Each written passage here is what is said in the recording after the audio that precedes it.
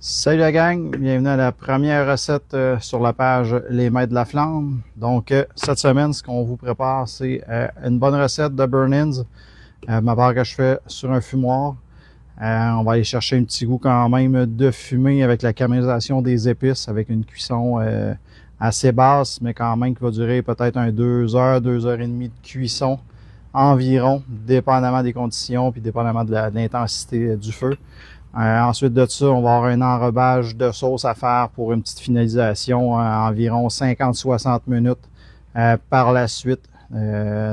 Donc, on va pouvoir tout regarder ça ensemble, un peu plus détaillé. Donc, ce qu'on va faire aujourd'hui, dans le fond, on va travailler avec de sauce SJB. Donc, la Montréal épicée, super bonne, excellente, va donner vraiment un bon goût. Quand on vient manger le burn-ins là, par en arrière, là, on sent le petit goût épicé qui vient nous chercher. Puis un autre, là, le caramel rouge épais. J'adore sur les côtes levées, sur les burn-ins, excellent. Puis par la suite, pour montrer un peu la différence, une petite sauce de finition qu'on va appeler la pork glaze, encore là de SJB, qui va venir vraiment changer la coloration au niveau de la viande vers la fin. Donc, je vais en faire seulement sur une sur deux. Puis on devrait être en mesure de voir un peu la différence. Donc, des fois, ça peut être intéressant. On va chercher un petit goût aussi différent au niveau de la sauce. Mais on va chercher des looks quand même incroyables. On va le faire sur les burn-ins aujourd'hui avec la sauce de finition. Mais vous allez voir, quand on fasse des recettes de côte levée, là, le résultat est vraiment merveilleux. Donc, pour commencer, normalement, on va avoir là, un bon flanc de porc avec une bonne épaisseur. On va se trancher des tranches là-dedans environ 1,5 pouce, aller jusqu'à 2 pouces d'épais. Ce qui est important dans le fond, c'est d'y aller le plus régulier possible en termes de largeur. Parce que si vous faites des largeurs de 2 pouces, d'autres d'1 pouce, 1,5 pouces, au terme de la cuisson, surtout la première cuisson au niveau du fumoir, il y en a qui vont commencer à être un peu plus sèches que ceux qui ont 2 pouces. Donc, essayez de faire le carreau le plus identique possible dans le fond à travers vos coupes. Pour ma part, j'ai la peau qui est après directement, donc c'est pas un problème, on va l'enlever. Vous pouvez l'avoir des fois retrouver en épicerie ou même demander à votre boucher des fois de l'avoir sans peau. Ce qui est important, c'est d'avoir quand même une épaisseur de gras. Donc, on va partir pour ma part avec la peau. Donc, on tranche, vous voyez, ça se coupe vraiment très bien. On fait vraiment une belle grandeur.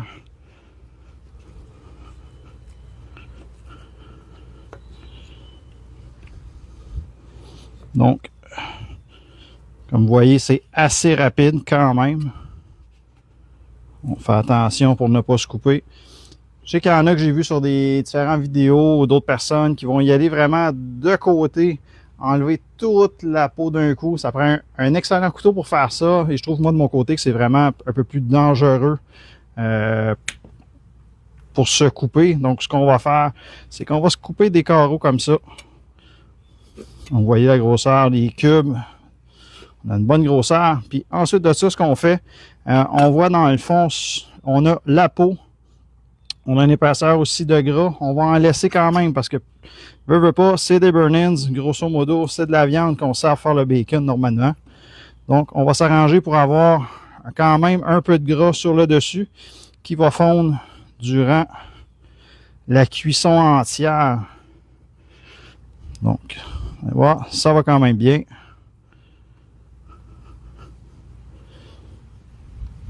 On enlève ça. Donc, on va faire tous les cubes comme ça, à la longue.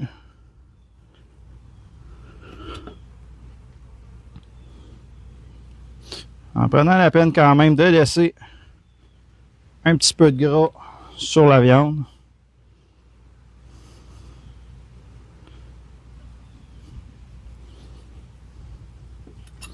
Donc, c'est bien parfait. Je vais voir, moi je vais compléter par la suite moi-même de mon côté. Donc, on se revoit au niveau du mélange et de l'enrobage d'épices avant d'envoyer ça dans le fumoir.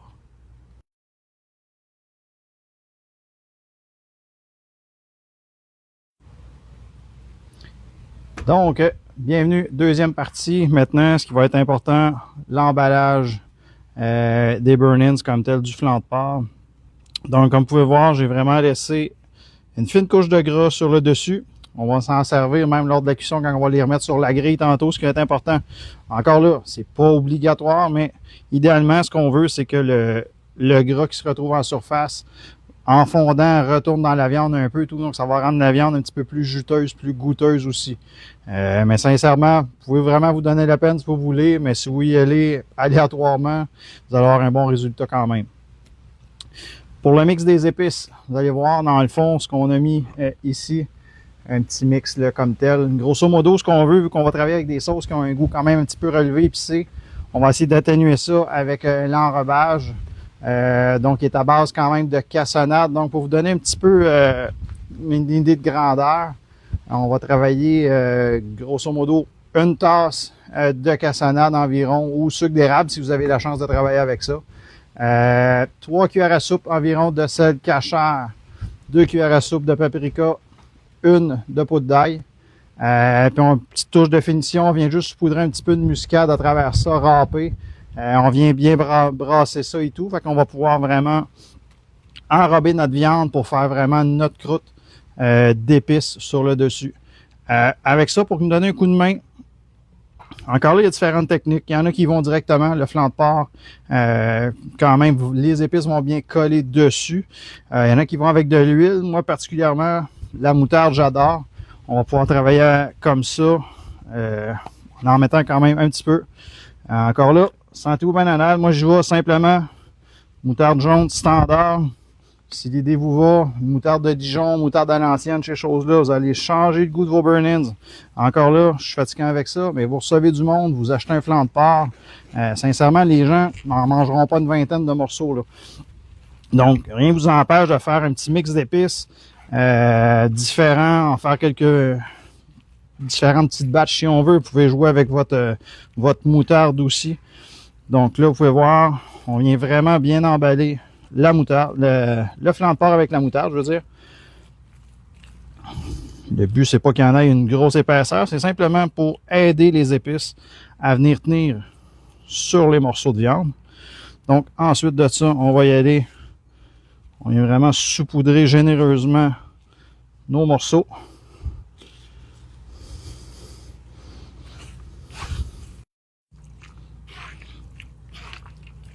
Donc, un coup qu'on a vidé nos épices, on a une belle coloration sur la viande. Donc, ce qu'on va faire par la suite, petite épice de finition qui mérite d'être connue. Le seul problème présentement, c'est que très dur à trouver. Il y en a à peu près plus sur les tablettes, magasins spécialisés et autres, même sur Internet. Butcher Barbecue, mon épice de compétition à l'érable, le Maple Rub. Depuis que j'ai connu cette épice-là, sincèrement, normalement, j'en achète toujours. Plus capable de m'en passer. On vient redonner comme une deuxième couche. On va donner un goût vraiment très sucré avec ça.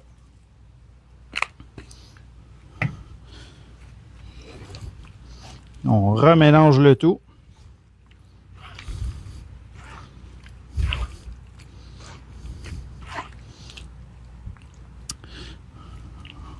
On va laisser un petit temps de repos à la viande, le temps que les épices puissent rentrer un petit peu dedans avant de la mettre directement en cuisson. Ce qu'on va faire, c'est qu'on va préparer notre petit jus pendant ce temps-là à base de sirop d'érable, de rhum et de jus de pomme pour les arroser. Vous allez voir dans le fond ce que ça va faire, c'est qu'au niveau de la viande, va être beaucoup moins sèche. On va donner un petit arôme aussi en même temps. Pour ma part, puis ceux qui ont la chance d'aller voir, le sirop d'érable, on n'est pas habitué de le voir de cette teinte-là. Normalement, si on va en épicerie, on va avoir de quoi de beaucoup plus clair. Notre part, j'ai la chance d'avoir dans ma belle famille la cabane à sucre.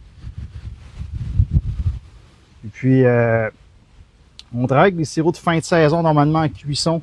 On sort ça, nous, de notre côté, pour travailler justement. Au lieu de travailler avec un sirop qui est clair, qui va être un petit peu moins goûteux, sirop foncé. Puis là, encore là, on parle pas du sirop de sève ou un sirop qui va goûter le brûlé des fois que vous allez retrouver en épicerie, là. On parle vraiment d'un sirop de fin de saison, donc un petit peu plus fort en arôme. Donc, dans les goûts, on va chercher de quoi qui est un petit peu mieux. Fait quand on met ça en plus au niveau de la cuisson, on va chercher une petite valorisation au niveau du sirop d'érable.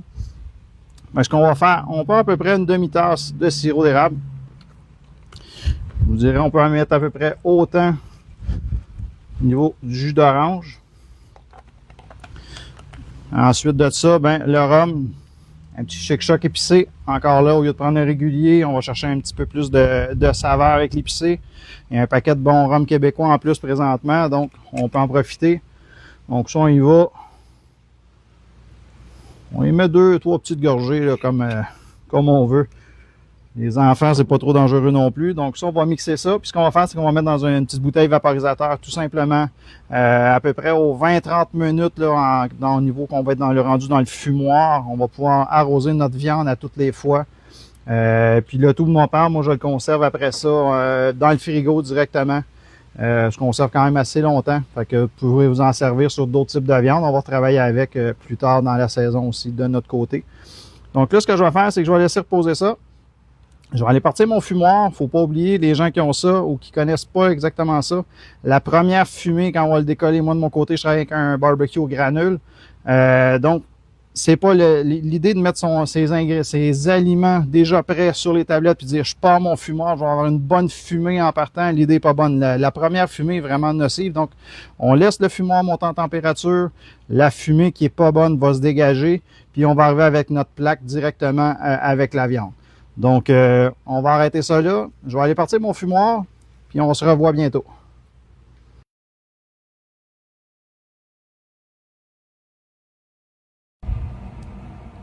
Re-bienvenue, troisième partie des Burn-Ins. Petite erreur lors de la deuxième partie, quand je parlais de ma petite mixture au niveau de l'arrosage de la viande pendant le temps de cuisson. J'ai dit le mot jus d'orange, mais c'est bel et bien du jus de pomme, là. Donc, mais probablement que ça serait excellent aussi.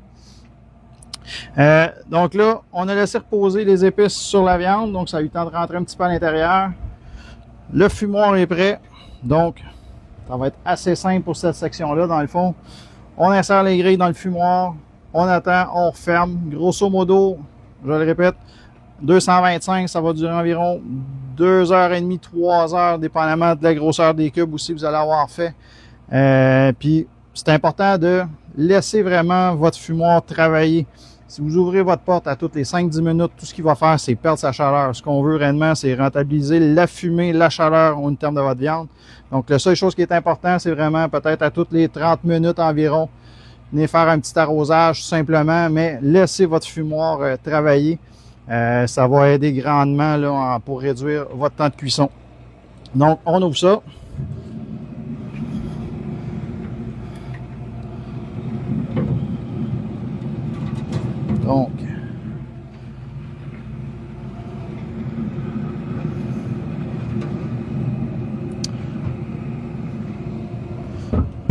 Donc, c'est parti en cuisson. Donc, après ça, mettez-vous un petit timer à peu près aux 30 minutes. Prenez le temps de garder. Vous allez voir vraiment, les épices vont vraiment venir durcir, venir faire le fameux burn qu'on appelle sur vos morceaux de viande. Donc, quand on commence à avoir un petit côté croustillant au niveau de votre burn-ins, ça va être le temps de passer à l'autre étape du mix des sauces. Donc, pour ma part, on se revoit pour la prochaine étape.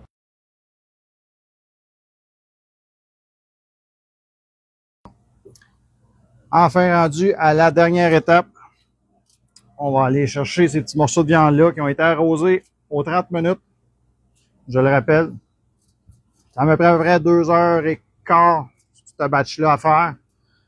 Donc, ils sont bien prêts, vous allez voir ça.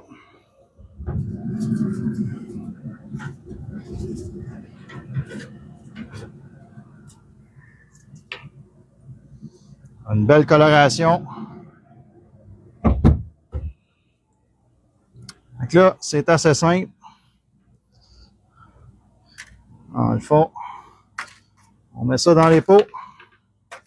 Tout simplement. Là, comme je fais deux sortes, on va essayer de séparer ça.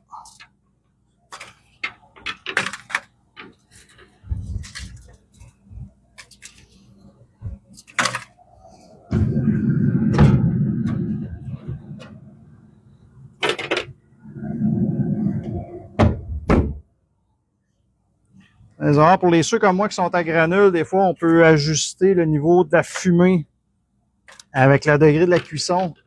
Lors de la cuisson, j'avais mis ça, le mien, mon camp cheap, j'ai de 1 à 10. J'avais mis à 8. Là, on va mettre la sauce, on va mettre du beurre à l'intérieur de ça, puis on va recouvrir d'un papier d'aluminium. Fait que dans le fond, juste pour avoir moins de granules à consommer, puis qu'il y ait une meilleure stabilisation au niveau de la température à l'intérieur du fumoir, on descend ça à 1. Ceux qui ont vraiment pour s'ajuster. Les autres, ben, vous continuez avec votre charbon, votre bois, peu importe là, de la façon que vous allez le faire. Nous, c'est parce qu'on peut contrôler le niveau de fumée comme tel. Là, fait que ça donne à rien de mettre ça à fumaison 8, 9, 10 quand on vient vraiment recouvrir. Là, dans le fond, tout simplement, on brasse. Et ici, on va avoir la caramel rouge épais de JB qu'on vient mettre.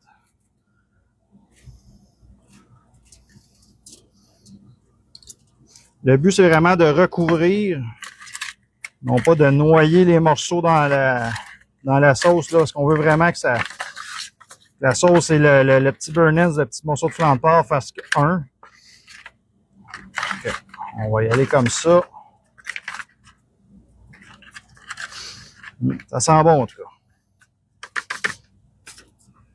On va aller après ça. La deuxième, la épice Montréal sucré épicé qui est pour moi ma préférée. D'accord, ça on vient vraiment recouvrir les morceaux.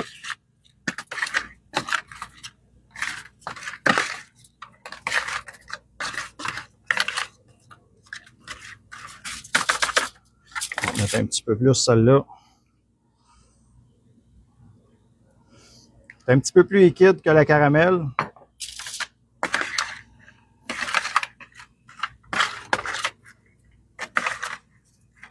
Un coup que c'est bien brassé,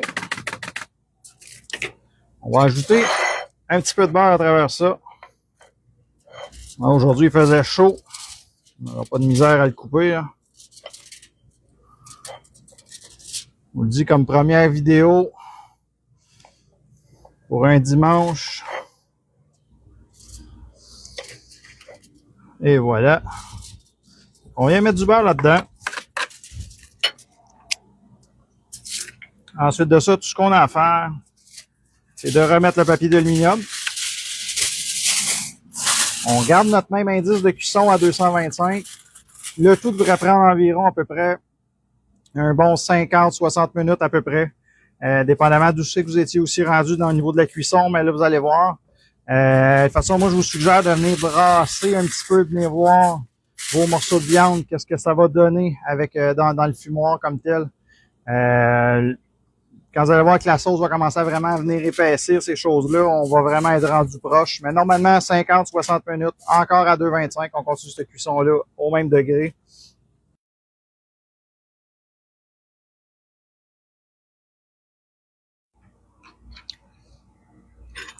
La grande finale maintenant. Le test de goût après 1 heure de cuisson totale. Celle au caramel rouge.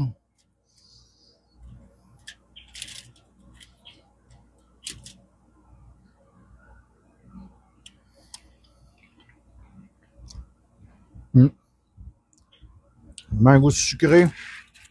Vraiment différent. Avec ma préférée ici, à Montréal.